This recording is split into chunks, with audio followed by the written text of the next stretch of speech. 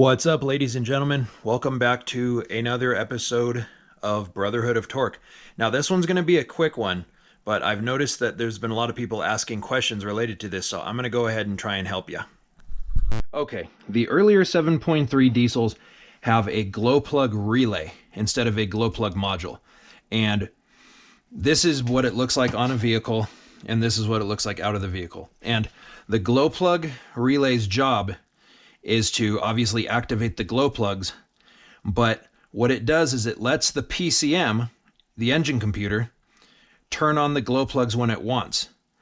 Now, if you look on your own vehicle, the wire feeding the relay and the wire going to the glow plugs is pretty big gauge. It's a big heavy duty wire. Now, there's no way that the small circuitry inside of the PCM could energize the glow plugs by itself. The tiny little semiconductors and chips inside would fry because the glow plugs pull way too much current than the PCM can handle. So what the PCM does is it relies on a relay. Now, there's a lot of other things that do the same kind of thing, like your air conditioning unit on the side of your house.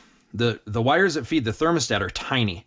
They're like 22 gauge wires, slightly bigger than phone wires. But what'll happen is when your AC unit calls for cooling, it sends power to a contactor, which is basically a relay, and it energizes the contactor, and it uses the low voltage from the thermostat wire to activate a magnetic coil, which energizes a switch that lets the high voltage and high current go through the contactor and start the unit. It's the same thing here.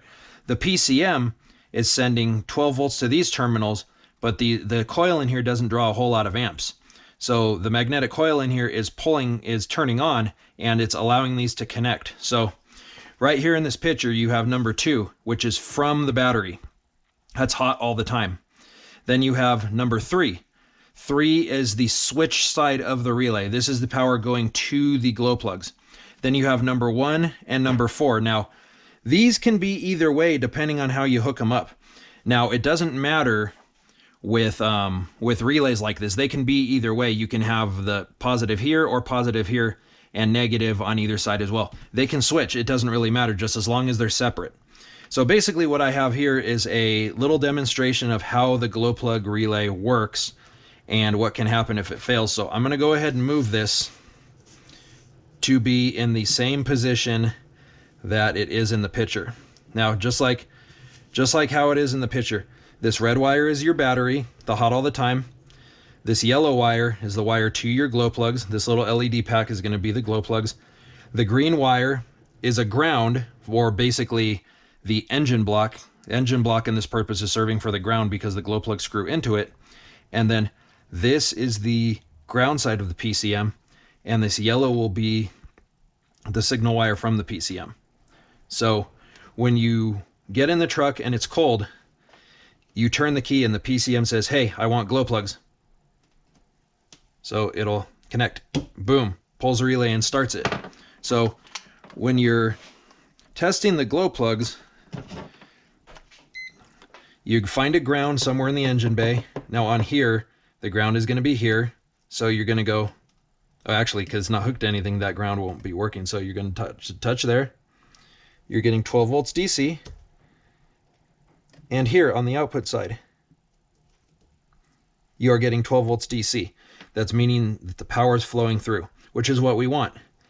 Same thing here. Ground, touch it to here. You're getting 11 volts DC because the battery is dying. Same thing here. 11 volts DC. That's telling you that the PCM is calling for the glow plugs. And see, if you switch it, it's negative 11 volts DC, but it's still pulling it in. So when the PCM's done calling for it, it removes the power. Boom. Glow plugs go out. Cycle's done. Now, the same thing. You turn the key. Boom. Pulls the coil in. Counts, counts, counts. When it's done, it lets go.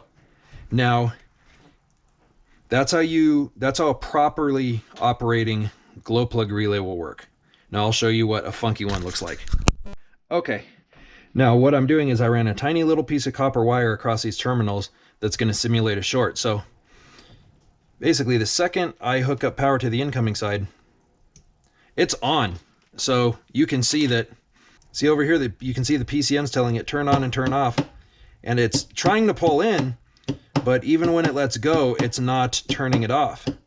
So this is what a shorted glow plug relay will look like. So you come over here with your meter. If you think one's shorted, you're going to have 12 volts DC there and 12 volts DC going to the glow plugs, but the PCM's not calling for it. I can even pull the ground off and see it's still working.